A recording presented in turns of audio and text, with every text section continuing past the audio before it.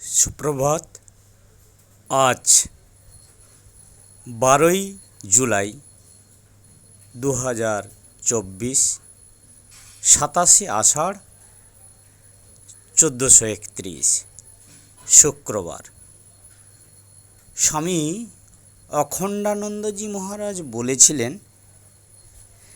তাকে ভালোবাসতে শেখো, ব্যাকুল হয়ে ডাকো, তিনি ছাড়া তোমার আর কেউ নেই, এইটি ভাবো।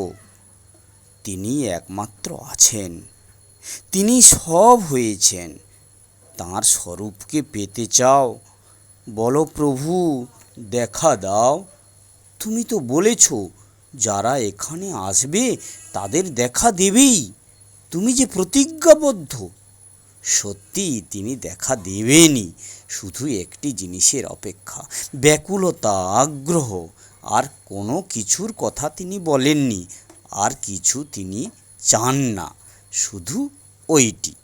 প্রার্থনা করো, প্রভু ব্যাকুলতা দাও। রোজ শোবার সময় এইটুকু ভেবে শোয়া উচিত, আজ কতটুকু কি করলুম। ভগবানকে ডেকেছি তো, কারুর মনে কোনো কষ্ট দিইনি তো, গুরুজনদের মিষ্টি কথার উত্তরে পুরুষ বাক্য বলিনি তো, এইসব। আর খুব প্রার্থনাপরায়ণ হতে হয়, জপ ও প্রার্থনা। ধ্যান অনেক দূরের কথা, যারা কাজের ভয়ে ধ্যানে বসে তাদের লাঙলে জুড়ে দিতে হয়। স্বামীজি এটাই বলতেন।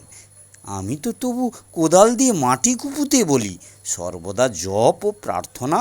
ভক্তি দাও, বিশ্বাস দাও, দেখা দাও প্রভু। ভগবানকে এভাবেই পাওয়া যায়। তাদেরই কত তপস্যা করতে হয়, অন্য লোকের তো কথাই নেই। শুধু প্রাণ ভরে তাকে ডেকে যাওয়া ছাড়া আর কোনো উপায় নেই। শুধু বলা, দেখা দাও, দেখা দাও, দেখা দাও। আমি আর কিছুই চাই না, স্বর্গসুখও চাই না, শুধু তোমাকে চাই। সঙ্গে সঙ্গে প্রার্থনা করতে হয়, প্রভু আমার ভোগ বাসনা ঘুচিয়ে দাও। সুখ ভোগের এতটুকু ইচ্ছা থাকলে হবে না। প্রভু সুখ চাইব কোন লজ্জায়? তুমি যতবার দেহ ধারণ করে এসেছো, কখনো তো সুখ পাওনি। তুমি তো সবচেয়ে দুঃখের জীবন কাটিয়ে গেছো। এভাবেই প্রার্থনা করতে হয়। ধ্যান করবে একটি বিষয় নিয়ে, যেন অনেকক্ষণ ধরে আরও